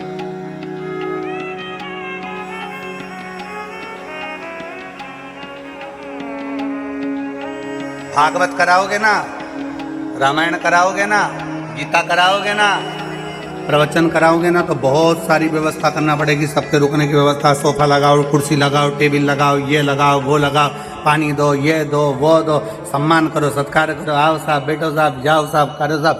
शिव पुराण एक ऐसी है कि शिव पुराण के चक्कर में लोगों को अपने मोबाइल तक बंद करना पड़ते हैं। कोई आ नहीं जाए, के नहीं जाए, हमको बिठाओ साहब, इसलिए मोबाइल तक बंद करना पड़ते।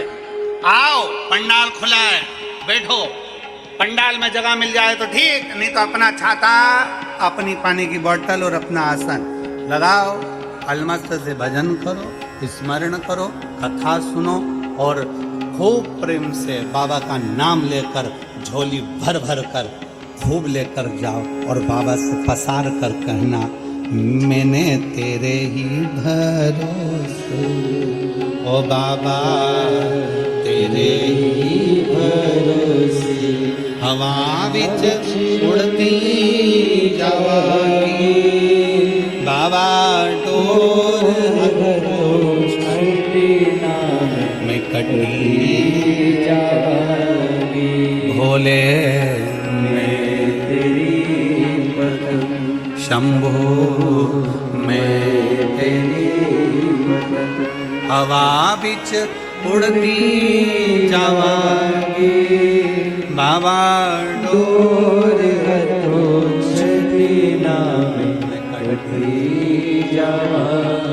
उसके चरणों में बैठ जाओ।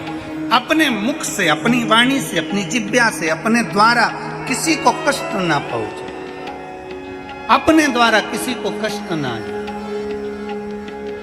वाणी बहुत संभाल कर। फिर निवेदन है, पानी अगर आरो का पीते हो तो वाणी भी आरो की बोलो। पानी बिस्लरी का पीते हो तो वाणी भी बिस्लरी की बोलो। पानी छान कर पीते हो तो वाणी भी छान कर बोलो। बहुत जरूरी है बोलना। एक राजा ने महल बनाया, बड़ा सुंदर महल। नगर के सेठ जी को बुलाया, सेठ जी आओ और महल देखो कैसा बना है। सेठ जी आकर महल देखे, महल देखते सी सेठ जी ने कहा महाराज महल तो अच्छा बना है पर दरवाजा छोटा रख दिया। से राजा ने पूछा दरवाजे से क्या उन्हें आना चाहिए तो? सेठ जी बोले अरे महाराज तुमने दरवाजा छोटा रख दिया, जब तुम मरोगे तो तुम्हारी अर्थी कैसे निकलेगी? राजा को तो कांटे से खून नहीं, गुस्से में लाल हो गया कि ये तो मेरे मरने की बात कर रहा है, मेरे मकान के मुहूर्त पे, मेरे मकान के मुहूर्त पे मरने की बात करता है। राजा ने अपने दूतों को बुलाया, ले जाओ इसको जेल में डालो, बंद करो इसको, मेरे मरने की बात करता है। सेठ जी को जेल में डाल दिया, कारागार में पटक दिया। थोड़ी देर बाद उनकी पत्नी आ गई। पत्नी ने आकर पूछा महाराज मेरे पति आया था। राजा ने कहा तुम्हारा पति? महल देखकर बोलता है दरवाजा छोटा रख दिया।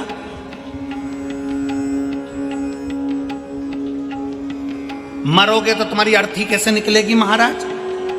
इतने में पत्नी बोली मेरे पति को बोलने के लक्षण नहीं है, उसको क्या करना, अर्थी कैसे निकलेगी? राजा को काट काट के निकाल देंगे।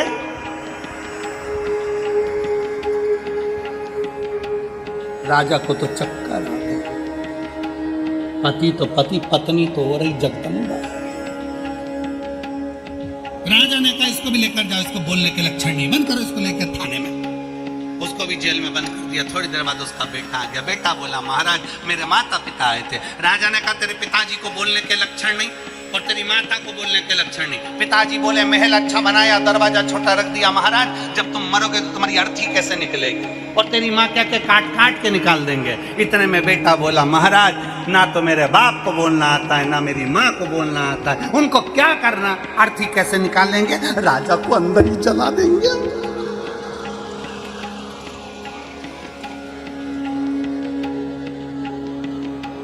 राजा ने अपने मंत्री को बुलाया, पानी ला पीने का, पानी ला।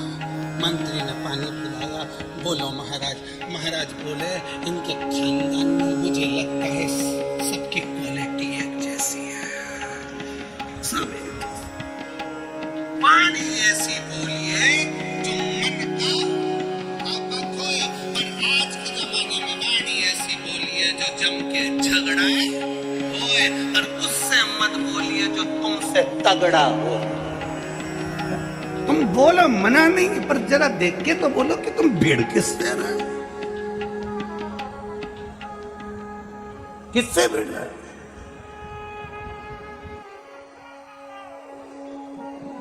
समझने का कल की बात है। कल हम यहां से लेके वहां तक तो हमको अधिकारियों ने छोड़ दिया था। उसके बाद में वहां से हम आगे बढ़े, फिर वो दूसरी वाली रोड पे आए।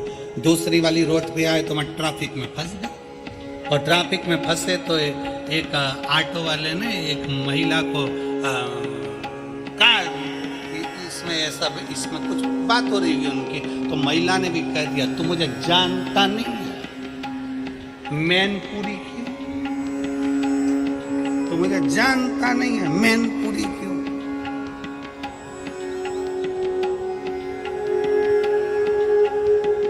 अब पता नहीं मैनपुरी में ऐसा क्या था, तो ऑटो वाले ने जी जी बैठो। अब मैनपुरी में ऐसा क्या था हम समझ नहीं पा। उन्होंने कहा मैनपुरी क्यों? उसने कहा जी जी बैठ। हमने भी पीछे वरुण बैठा था, हमने भी कह दिया, हमसे भी कोई पूछेगा कह देंगे मैनपुरी क्या है। बोलना अब शिव तत्व की प्राप्ति भगवान को पाने के लिए सबसे सुंदर है। आपके पास कुछ नहीं है देने के लिए, मत दो भगवान शंकर को। आप रिझाने के लिए केवल अपनी मुस्कुराहट भी दे सकते हो। भगवान को प्रसन्न करने के लिए आपके चेहरे की स्माइल भी शिव को प्रसन्न कर सकती है। मुस्कुराओ प्रेम से। बाबा वो योग ऋषि रामदेव बाबा तो सवेरे सवेरे हंसने की तुम लोगों को बोलते भी हैं कि हंसो ठाका लगा। लोग गार्डन में हंसते हैं पर वैसे नहीं हंसते। और फिर निवेदन है, सेल्फी में स्माइल देने से अच्छा है सेल्फी स्माइल देना। खूब मुस्कुराइए, प्रसन्न। एक फोटो के लिए कितने जरा सा फोटो, कितना भी दुख होना फोटो खिंचवाने के लिए। इमरान जोरदार रिश्ता है, बढ़िया दिखना चाहिए। किसी ने पूछा ये तुमने क्यों खींचा? डीपी में लगाऊंगी। हमने भी मन में सोचा जब तक जिंदा हो ना मुस्कुराते रहो, डीपियां बदलते रहो, बाद में डीपी भी नहीं बदल पाओगे, फोटो जैसे लग जाओगे, डीपी भी नहीं बदल पाओगे, एक जैसा फोटो रहेगा, एक जैसा फोटो। मुस्कुरा रहे हो, एक चेन गले में पड़ी है, टोपी लगी है और गले में प्लास्टिक के फूल की माला और दीवार पे टंगे उत्तर दक्षिण, तो मुस्कुरा। और पंखा चलता है जब माला हिलती है, माला इसलिए हिलती है क्योंकि सास फोटो में टंगे टंगे कहती है बेटा हम भी जोड़ जोड़ के टंग गए, तुम भी टंग जाओगे। इसलिए अपने गांव में फिरोजाबाद में जब कथा हो तो थोड़ा सा लोगों को भोजन पानी कराते रहना, तो ऊपर भी खाने को मिलता रहेगा बेटा, नहीं तो टंग तो जाओगे।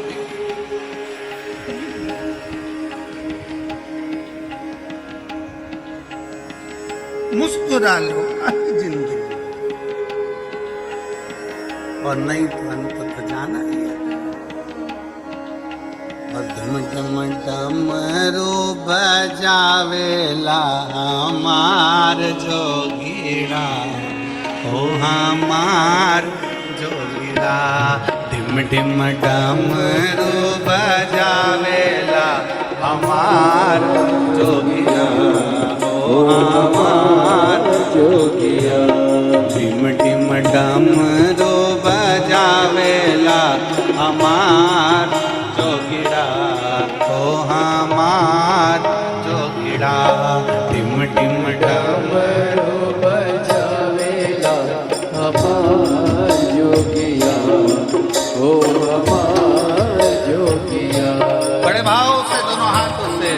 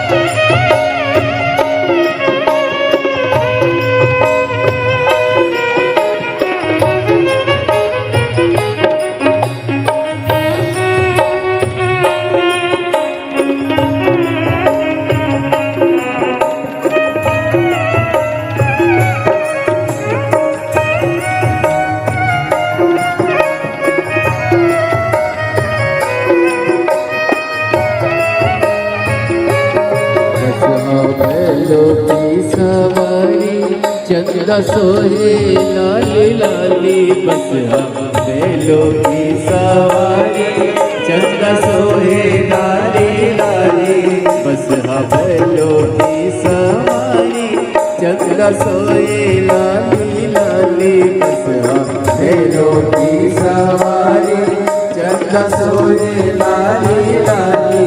धार गंगा के पावेला हमार जो हमार जोगिया हर गंगा की पावेला हमार जोगिया ओ हमार जोगिया डिम डिम डमरू बजावेला हमार जोगिया ओ हमार जोगिया डिम डिम डमरू बजावेला हमार जोगिया ओ हमार जोगिया।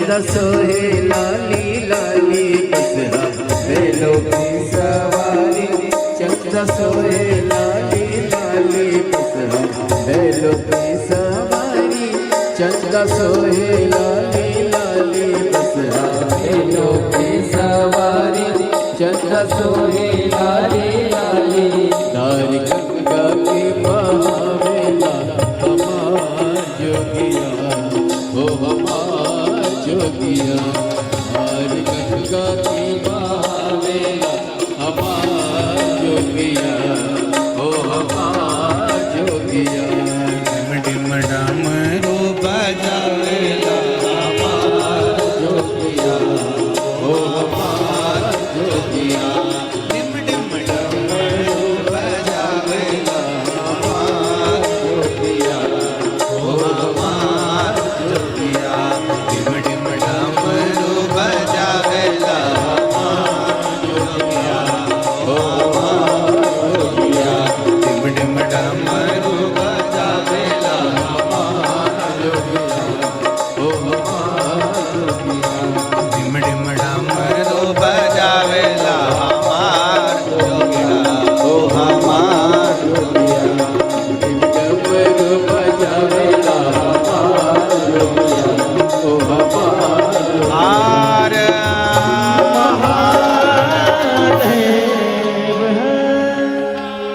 अपने स्थान पर बैठकर आज कथा का विराम दिवस है।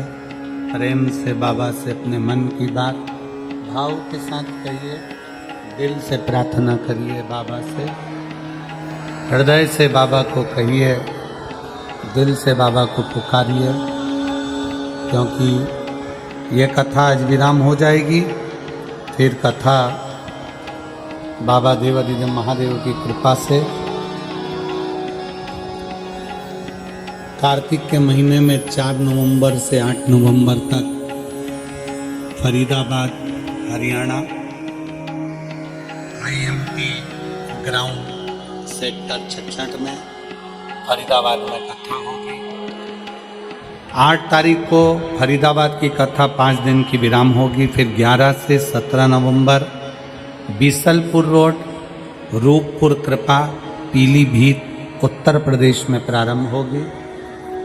फिर कथा 20 से 26 नवंबर 2024 श्री सतुआ बाबा गौशाला, डोमरी पड़ाव, वाराणसी, काशी में कथा होगी। काशी में जो कथा 20 से 26 नवंबर होने जा रही है, जो भी श्रोता भाई बहन उसमें यजमान पद ग्रहण करना चाहते हैं वो सीहोर में संपर्क कर सकते हैं और बड़े प्रेम से कथा का लाभ ले सकते हैं। जीवन का एक आनंद आप और हम शिव महापुराण के माध्यम से श्रवण करें, दिल से बाबा से प्रार्थना करेंगे, सब भावों से बाबा को पुकारेंगे और अपने मन की बात बाबा से कहेंगे।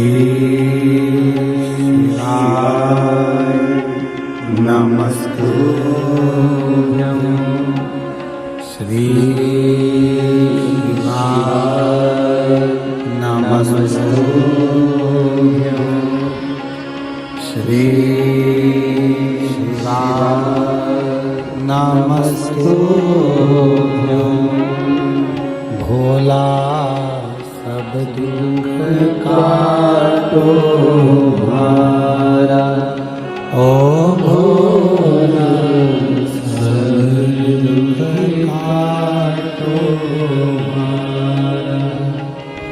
शिव शंकर शंकर जपूं तेरी माला, भोले बाबा जपूं तेरी माला, भोला सब दुख काटो मारा, ओ भोला सब दुख काटो मारा। वेश मंगलकारी, वेश मंगलकारी, शमशान वासी हमारा, शमशान वासी हमारा, ओ भोला सब दुख काटो मारा, ओ भोला सब दुख काटो मारा।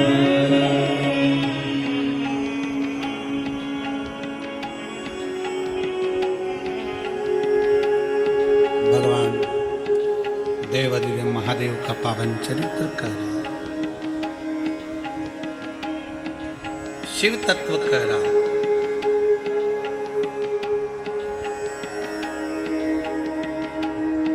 माता पार्वती जी से भगवान शंकर चंद्रदेव की काया के रोग के बारे में वर्णन करते।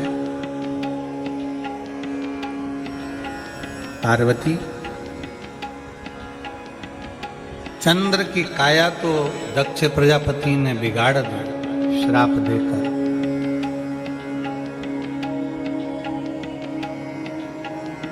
व्यक्ति के कर्म व्यक्ति के जीवन को थोड़ा बिगाड़ देता। बेकार कर्म किया है उसका फल में बेकार हो। अच्छा कर्म किया है अच्छा फल। थोड़ा सा कर्म के अनुसार हमारा आने वाला समय हमें भोगना ही पड़ता है। पार्वती, चंद्रदेव ने जो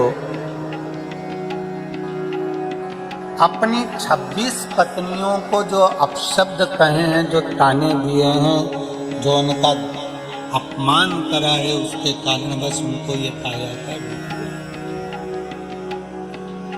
पर सुनो पार्वती, अब आपको लगा होगा पार्वती जी, आपको लग रहा होगा कि शंकर भगवान की काया, फिर भगवान चंद्रदेव की काया फिर शंकर जी ने ठीक क्यों करी? किस लिए काया क्यों ठीक? ऐसा कौन सा पुण्य चंद्रदेव का आ गया था कि फिर काया का रोग ठीक हो गया? जब दक्ष प्रजापति ने श्राप दिया है कि जिंदगी भर तुम्हारी काया ठीक नहीं होगी, तो वो काया ठीक फिर कैसे हो? अब जरा विचार करिएगा, जब लगा कि ये काया ठीक नहीं हो सकती, तो फिर काया ठीक कैसे हो सकती है? जब इतना बड़ा रोग हो गया, तकलीफ आ गई, बीमारी पड़ गई, फिर वो कैसे ठीक हो सकता है? कैसे? एक पत्र है,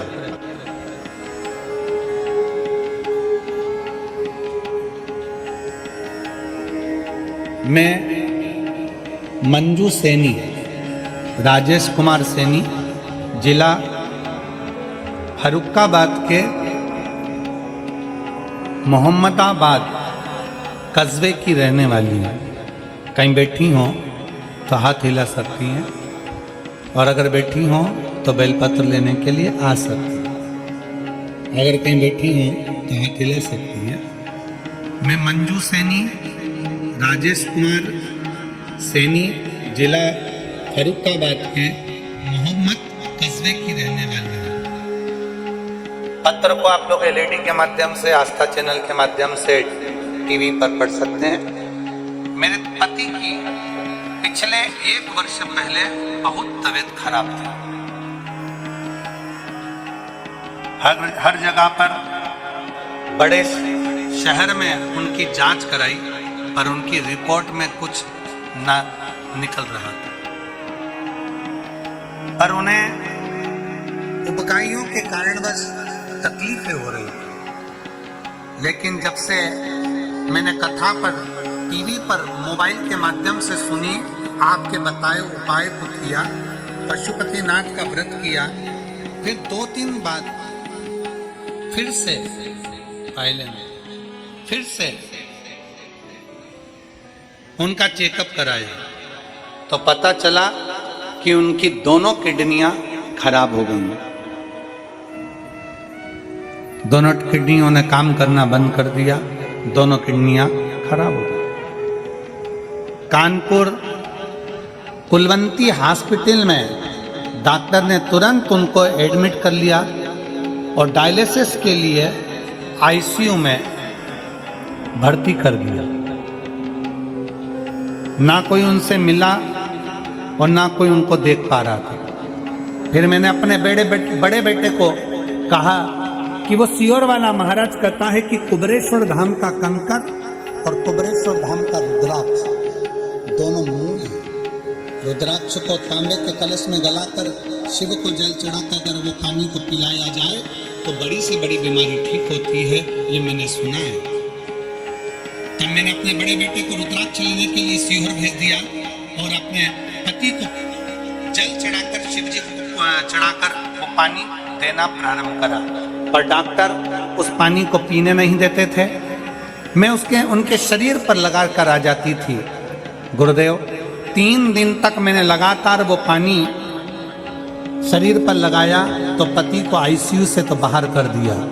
आईसीयू से बाहर करने के बाद डॉक्टर ने कह दिया इनको 1 हफ्ते में 2 बार डायलिसिस देना पड़ेगा और आने वाला समय में इनकी किडनियां दोनों खराब हो चुकी हैं, तो डायलिसिस प्रतिदिन भी होगा। हम घबरा गए, तब हम करें तो करें क्या। हमने कहा डॉक्टर साहब अब हम 1 हफ्ते के बाद आएंगे, तब हम डायलिसिस कराएंगे, हमें छुट्टी दे दो। हम अपने पति को लेकर घर आ गए और शंकर जी के मंदिर जाना पति को चालू करवाया। शिव जी को जल चढ़ाना प्रारंभ करा, वो जल पिलाना प्रारंभ करा। पति का फिर वापिस डायलिसिस का समय आया, तब आपकी सीहोर में कथा हो रही थी, तो हम सीहोर कुबरेश्वर धाम पहुंच गए। उसी पंडाल में मैंने अपने पति को भी बिठाया, मेरा बड़ा भी बेटा गया और मैं भी गई। हम तीनों ने पंडाल में बैठकर कथा को सुना। बाबा की रोज कंकर शंकर की पूजन करी, रुद्राक्ष लिया, बाबा को प्रणाम कर 17 अगस्त 2024 को हम कावड़ चढ़ाने के लिए सीहोर पहुंच गए। और बाबा का मैं क्या वर्णन करूं गुरुदेव, जब से कावड़ चढ़ाकर सीहोर की आए हैं उस दिन से मेरे पति को डॉक्टर ने कह दिया अब इनको डायलिसिस की जरूरत नहीं है और डायलिसिस बंद।